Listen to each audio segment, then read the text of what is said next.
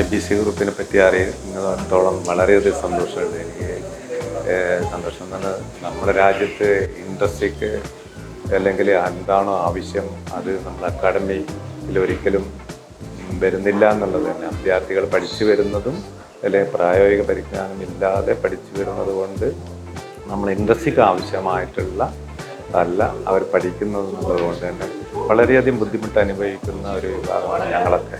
ഊരാളുങ്കൽ പോലുള്ള സ്ഥാപനങ്ങളിൽ ഏകദേശം 18,000 തൊഴിലാളികൾ, 2000-ൽ പരം എൻജിനീയർമാരും.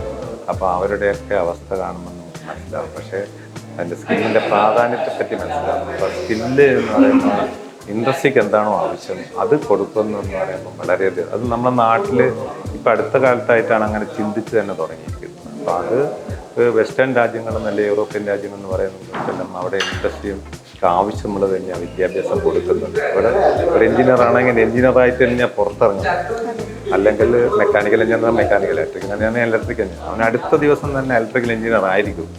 അല്ലെങ്കിൽ ഒരു അഗ്രികൾച്ചർ ആണെങ്കിൽ അഗ്രികൾച്ചർ എഞ്ചിനീയർ ആയിരിക്കും. അവരെന്താ കൃഷി എന്നുള്ളത് കൃത്യമായിട്ടുള്ള ബോധത്തോടു കൂടിയാണ് അവരുടെ.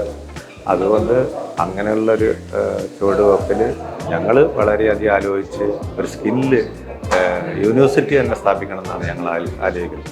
അപ്പോഴാണ് ഒരു നിമിത്തം പോലെ ഇവിടെ വന്ന് നമ്മൾ ABC ഗ്രൂപ്പിൻ്റെ പരിപാടി പങ്കെടുക്കാൻ സാധിച്ചത്. അതിന് ഇത്രയും വലിയ ഉദ്യമത്തിൽ നമ്മുടെ നാട്ടിൽ നമ്മുടെ സ്കില്ലാക്കുന്ന വിദ്യാർത്ഥികളെ അവരെ ഇത്തരത്തിലും പരിശീലിപ്പിക്കാനും ഒക്കെ ഒരു പ്രൈവറ്റ് സ്ഥാപനം ഇത്തരത്തിലുള്ള ഇനിഷ്യേറ്റീവ് എടുക്കുന്നതെന്ന് പറയുന്നത് തന്നെ വളരെയധികം സന്തോഷമുണ്ട്.